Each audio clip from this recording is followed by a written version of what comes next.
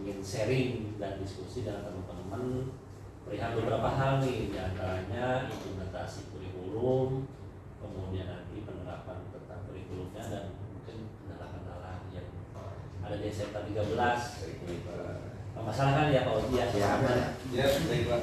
Ya, ini ada Pak Oji selaku Wakasek kurikulum, ada Pak Dika, Kapro PSM, dan Pak Oman sebagai guru sekaligus kepala BK BTSM ya Pak Oman ya. Iya, alhamdulillah nih, mohon maaf meluangkan waktunya untuk diskusi hari ini.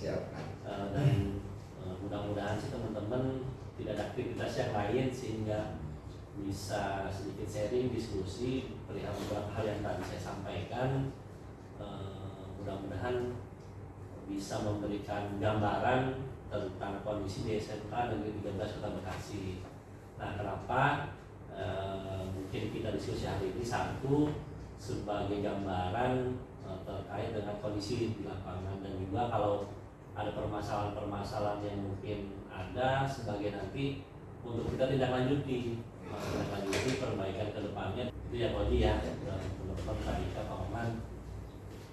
Mungkin ini yang pertama dulu nih terkait dengan implementasi kurikulum di sekolah. Nah, saya nanya dulu Pak Oji nih selaku Wakasek kurikulumnya. Menurut Pak Oji terkait dengan implementasi kurikulum di sekolah, kita menggunakan kurikulum apa di Pak Oji? Kurikulum Merdeka atau masih kurikulum Merdeka? Kurikulum Merdeka ya, berarti udah pakai kurikulum Merdeka. Nah, kira-kira ada nggak nih permasalahan utama yang menurut Pak Oji terkait dengan implementasinya di sekolah? Kebetulan di SMK Negeri 13 itu kan memang sudah pakai betul yang kurikulum Merdeka di tahun 2005 ini. Iya, sudah berjalan. Kemudian juga banyak dari teman-teman yang guru penggerak juga sedikit memberikan gambaran ya, guru penggerak dengan tambahan juga sosialisasikan. Tapi memang untuk terkait karena baru dengan menggunakan kurikulum Merdeka, tetap aja muncullah teridentifikasi gitu permasalahan yang memang karena kita memang belum pengalaman sama sekali kan gitu.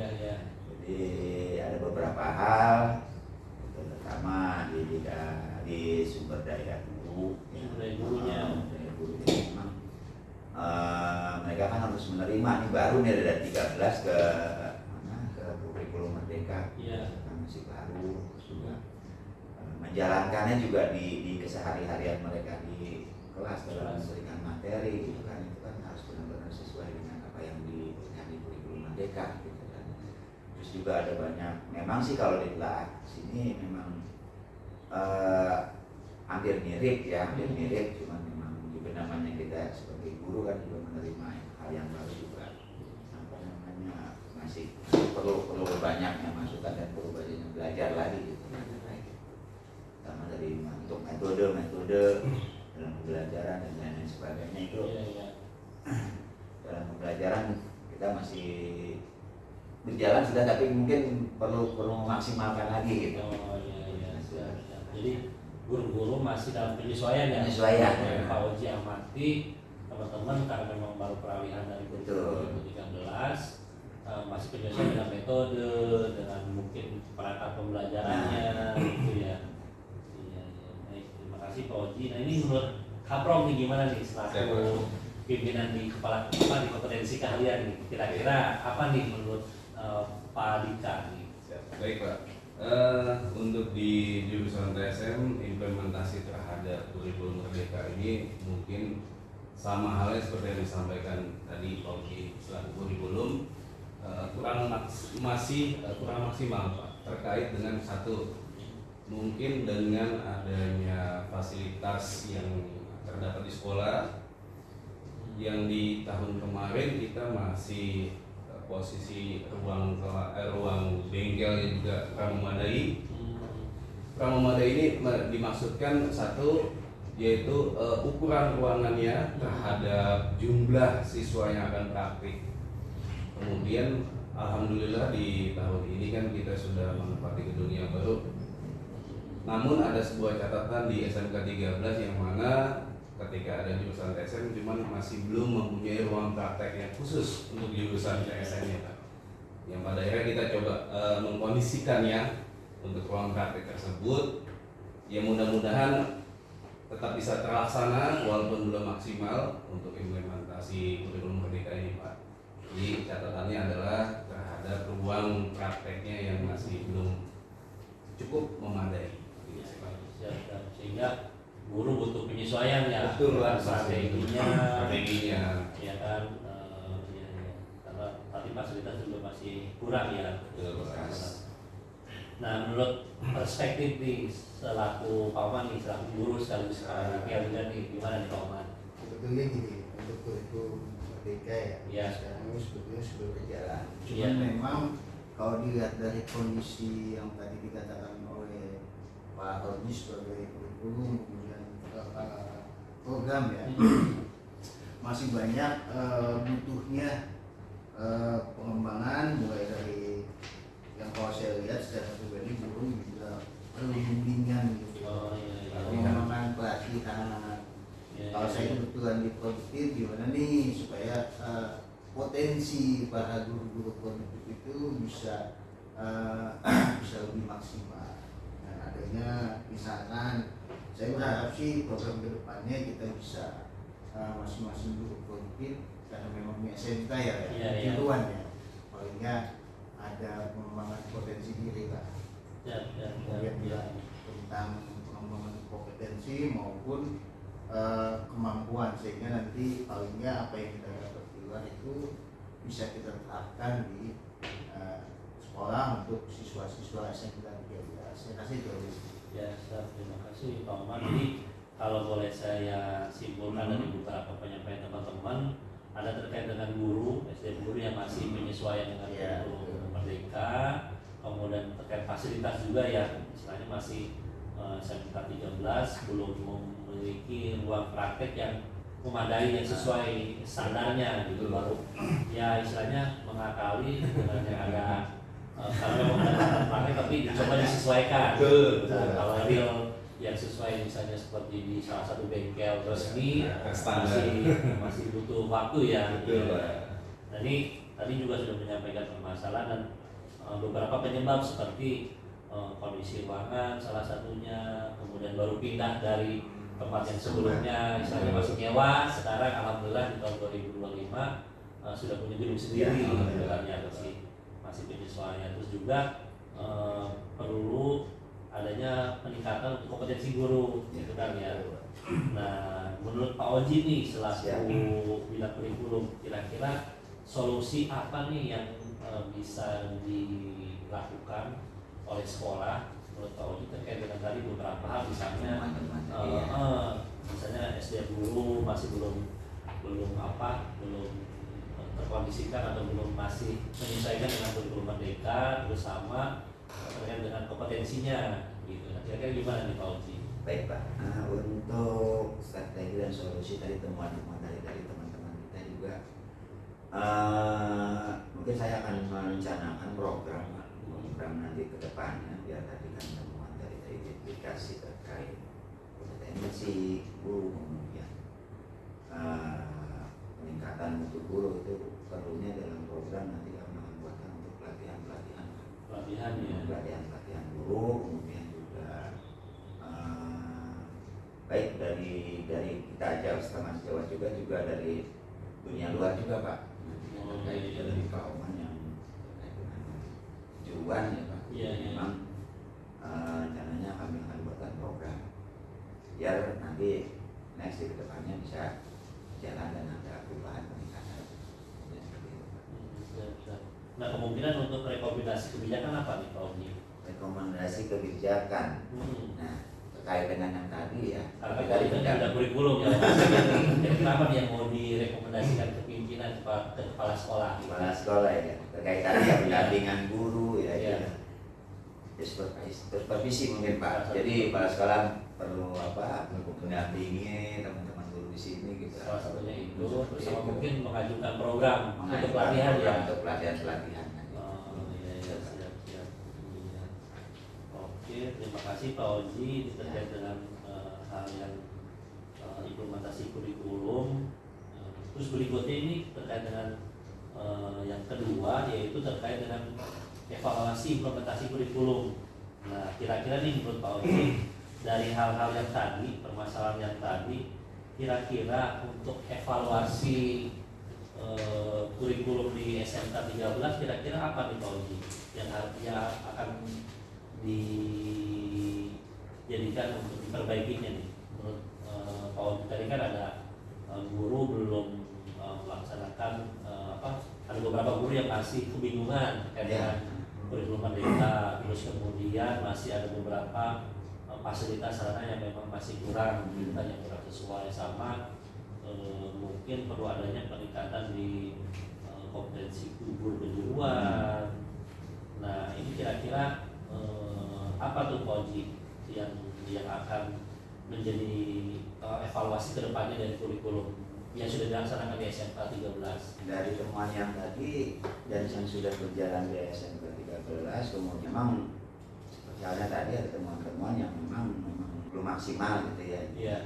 Kemudian mungkin nanti juga tadi juga kita jelaskan terkait dengan program, jadi dibuatkan pelatihan guru, seperti halnya juga pokoknya intinya mendatangkan mungkin dari guru luar, sehingga kalau itu kan ada guru penggerak gitu ya, guru penggerak bisa juga menambahkan pengetahuan kepada kami gitu, menginformasikan terkait kurikulum merdeka. Juga di dalam diri kita juga di SMK 13 ini mungkin melakukan evaluasi terkait perubahan paradigma dari kurikulum lama ke kurikulum baru. Itu kan lumayan gimana ya gitu, masih kayaknya ngelepasnya ke yang lama karena kita udah pakai yang baru, masih balik lagi yang lama gitu. Kadang-kadang udah setengah jalan udah bisa, udah paham dalam satu, kita udah belajar latihan ya, sudah mengikuti pelatihan. Ganti lagi kurikulumnya, ganti lagi kurikulum, balik lagi yang lagi. Apalagi kalau menemukan benturan-benturan ketika tadi seperti ada metode yang kurang maksimal di kita gitu kan. Nah, akhirnya dia mundur lagi pakai kurikulum lama lagi, terus maju lagi kurikulum baru. Jadi perlunya penyegaran, pelatihan salah satu diantaranya ya Pak Oji ya. Nah, kira-kira nih target yang Pak Oji tadi kita kan evaluasinya harus ada pelatihan karena guru-guru kan masih dalam penyesuaian nih untuk kurikulum merdeka. Nah, kira-kira target mau yang direncanakan Pak Oji untuk pelatihan kapan nih? Ada rencananya, rencana dulu targetnya. Kalau untuk tahun ini rencana di awal tahun ajaran ini ya, tahun ajaran kita mau melakukan apa? Pelatihan training ya, bahasa ini apa ya? Pelatihan workshop lah. Sehingga nanti ketika kita sudah siap berjalan, jadi kita sudah dibekali lagi gitu, yang lumayan bertambah gitu kompetensinya gitu. Dulu kita di sini. Gitu. Jadi beberapa permasalahan yang dihadapi di tahun pelajaran 2024-2025 tadi setelah diidentifikasi dan direncanakan yang untuk perbaikannya mau ada kegiatan salah satunya di HT, pendampingan guru, gitu ya Pak Oji ya. Nah, berikutnya nih terkait dengan kira-kira nih menurut Pak Oji terkait dengan penyusunan instrumen evaluasi implementasi. Nah, dari sekolah sendiri itu menyelenggarakan observasi nggak nih? Atau misalnya kepala sekolah observasi, atau kalau dulu namanya supervisi ya, supervisi kelas. Kepala sekolah melakukan nggak nih dengan tim kurikulum? Biasanya kan kalau pembelajaran tim kurikulum. Nah, itu kira-kira gimana tuh menurut Pak Oji? Untuk tahun lalu kita masih melaksanakan Pak. Jadi kepala sekolah juga observasi, kemudian juga kita melakukan supervisi juga, turun ke guru-guru untuk melihat, memantau seperti apa gitu, atau untuk melihat kompetensi gurunya masih ada kurangan atau pada bagian mana yang perlu dimaksimalkan, dan itu kami lakukan. Nah, menurut Pak Oji nih terkait dengan kegiatan observasi supervisi ya kepala sekolah kepada Bapak Ibu guru pada saat implementasi kurikulum merdeka di lapangan atau di kelas ya. Nah itu kira-kira menurut pengamatan kemarin yang disampaikan kepala sekolah ataupun yang dilihat oleh Pak Oji ketika melakukan observasi, guru-guru melakukan metode pembelajaran untuk kurikulum merdeka dapat nilai berapa tuh menurut pengamatan Pak Oji? Gitu. Kalau besar kebesaran nggak enak, Pak. Kalau kecil nggak enak juga. Ada berdasarkan berapa nih antara 1 sampai 4? Kita pakai rasionya 1 sampai 4 ini. 3 dulu lah, Pak. Nanti kalau sempurna banget salah lagi, Pak. Siap. Jadi, Terlalu bagus gitu, Pak. siap. Karena perlu perbaikan. Siap. Jadi teman-teman sudah menjalankan kurikulum merdeka, sudah menggunakan metode yang ada di kurikulum merdeka, misalnya pembelajarannya atau perangkatnya, tapi masih ada belum maksimal ya, masih perlu ada penyempurnaan. Nah kemudian nih terkait dengan gurunya nih Pak Oji, interaksi guru dengan siswa itu bagaimana? Interaksi guru dengan siswa tapi dari amatan yang ya. kasih dan ya bagus lah, Pak. Bagus. Kalau Berapa bisa skor ya 4 lah, Pak. Biar lebih semangat lagi, Pak. Oh iya. Nah kalau menurut Pak Oman nih, kan satu guru nih, kira-kira yang Pak Oman rasakan pada saat kegiatan pembelajaran di kelas itu bagaimana tuh interaksi dengan siswa? Sebenarnya kalau bicara interaksi guru dengan siswa tergantung kembali ke gurunya masing-masing. Iya. Jadi tidak bisa dikatakan, oh menurut saya si A begini. Iya. Kalau Pak Oman sendiri nih, Kalau saya sih sampai saat ini kita menjalin hubungan ke siswa, palingnya komunikasi bagus, bersikap dan perilaku juga anak-anak kita, palingnya kita bisa memaklumi ya. Kalau misalkan anak bermasalah, kita pribadi juga bisa mencontohkan. ya, Kalau guru contohnya baik, otomatis kan anak juga agak sungkan ya. Agak sungkan, ya. Jadi meniru keteladanan dari guru. Iya, harapannya itu. Harapannya itu sih. Siap. Skornya, Pak. Oh itu 4 Empat, ya. 4 kalau Alhamdulillah ya. Nah kalau Pak Dika sendiri nih selaku kaprol, kan melihat tuh sering di bengkel, mantau gitu kan. Itu kira-kira gimana tuh teman-teman mengajar atau mungkin Pak Dika sendiri sejauh ini berapa tuh untuk interaksi dengan siswa? Baik, Pak. Interaksi antara guru dengan siswa kalau boleh saya wakili di jurusan TSM, alhamdulillah sangat interaktif, Pak. Karena mungkin beberapa hal yang perlu kita sampaikan juga ya. Kadang sebelum kita berinteraksi dengan siswa, kita suka kumpul-kumpul ini Pak untuk sharing-sharing, sinkronisasi terhadap materi yang akan disampaikan. Kan nggak semua grup mungkin bisa menguasai, tapi belum tentu juga bisa menyampaikan. Nah kadang kita nih suka ngobrol dengan teman sejawat menyampaikan materi-materi tersebut agar mungkin lebih bisa terkondisikan gitu Pak kepada para siswa kami. Kalau boleh dibilang salah satu contohnya kita suka sharing bikin link YouTube. Wah luar biasa ya. Betul Pak. Jadi mungkin itu salah satu bentuk yang kami laksanakan ketika melakukan interaksi teman sejawat sebelum berinteraksi pada siswa. Oh ini materi kayak gini nih, biar bisa lebih menyampaikan. Kan terkadang kita terkendala, balik lagi tadi Pak fasilitas ya. Iya. Kalau kita punya ada link YouTube, mungkin ada referensi dari tempat lain yang kita pelajari dahulu. Kemudian sebelum jamnya kita berinteraksi, kita sisihkan dulu waktunya nih gitu kan untuk membuat video tersebut. Akhirnya pada saat pelaksanaan, ketika ada beberapa murid yang mungkin masih sulit untuk menangkapnya, kita kasih. Kalau kira-kira masih sulit, silakan buka link YouTube-nya dari setiap guru yang mengajar di TSM. Mungkin itu Pak. Berakhirnya bisa mendorong siswa lebih aktif juga jadinya. Betul Pak, alhamdulillah karena kita suka bilang kalau mau bertanya, mau belajar bukan hanya di sekolah kan Pak. Jadi bisa berkomentar melalui link YouTube tersebut. Gitu sih Pak. Ya, terima kasih nih Pak Dika. Nah terkait ini nih Pak Oji, Pak Oji kan di bidang kurikulum nih. Teman-teman Bapak Ibu guru dalam pembuatan perangkat pembelajaran sudah sejauh mana dan kalau dikasih skor nilainya berapa nih guru-guru SMK 13 Kota Bekasi ini? Perangkat pembelajaran Pak. Iya, MP gitu dokumen administrasi guru. Iya, betul. Sebenarnya Kalau saya amati, nah ini kan kalau di kurikulum Merdeka ini kan baru juga mereka ya, karena di situ ada pembuatan modul Pak, ya, juga pemahaman capaian pembelajaran, tujuan pelajaran, gitu kan, dan lain sebagainya. Di situ juga harus mengisi juga asesmennya kan, modelnya, metodenya.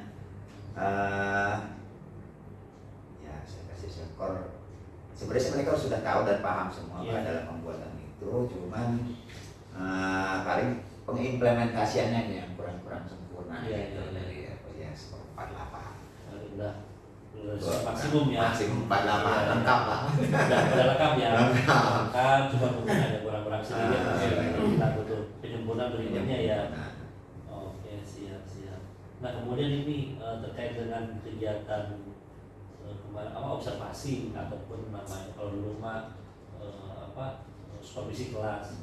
Nah, itu kepala sekolah membuat laporan nggak atau disampaikan lagi nggak ke feedback dari hasil yang dilihatnya oleh kepala sekolah ke OJ atau guru-guru? Untuk kepala sekolah, kebetulan kepala sekolah kita yang aktif Pak. Iya. Observasi juga diberi langsung jalan muter-muter Pak di kelas gitu kan. Keliling-keliling, kemudian juga mendampingi Bapak Ibu guru kita di kelas. Setelah melakukan itu observasi dan supervisi, maka sekolah juga melakukan feedback Pak teman-teman melalui rapat dan juga briefing, juga diinformasikan terkait dengan apa yang sudah kepala sekolah observasi dia lakukan. Ya, berarti sudah maksimal ya kepala sekolah sudah ya senantiasa menyampaikan apa yang menjadi temuan-temuan untuk perbaikan dan mungkin menguatkan ya kalau yang sudah dicapai maupun dikuatkan untuk lebih ya tetap konsisten ya.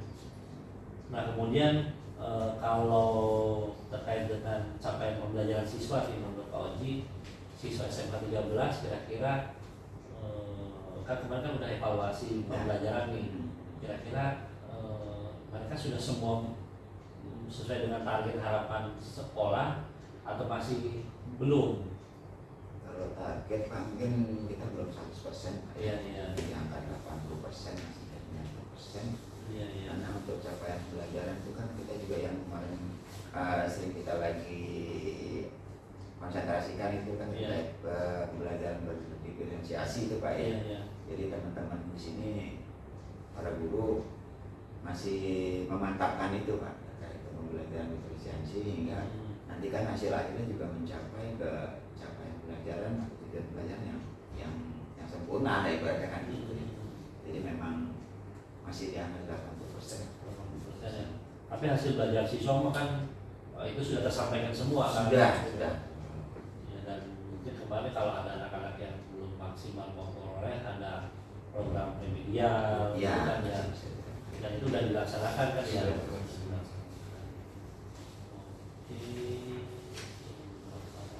Terus kemudian terkait dengan ini Pak Oji refleksi nih istilahnya sebagai tambahan ataupun setelah di akhir kegiatan pembelajaran ini kan udah masuk siswa udah melaksanakan pembelajaran 1 tahun, kemudian guru-guru juga sudah mengajar dalam 1 tahun. Nah, kira-kira nih terkait dengan di bidang kurikulum dan 1 tahun pembelajaran kemarin, kira-kira kedepannya yang mau ditingkatkan oleh SMK 13 di bidang kurikulum apa nih Pak Oji? Fokus Pak, lebih fokus dalam pelatihan guru untuk yang berkelanjutan terutama Pak ya. Jadi kalau mungkin yang tahap berikutnya lah gitu, semua juga penguatan infrastruktur Pak dan fisik ya, penguatannya itu, terus juga pendekatan terhadap implementasi, kemudian sosialisasi intensif untuk mungkin Pak sosialisasi intensif mana harus lebih rutin lagi untuk penyampaian, kemudian peningkatan keterlibatan mampu pendidikan. Berarti beberapa hal yang disampaikan di antaranya guru-guru ya tadi dan sekolah ini fokus kepada ada pelatihan yang berkesinambungan buat guru-guru.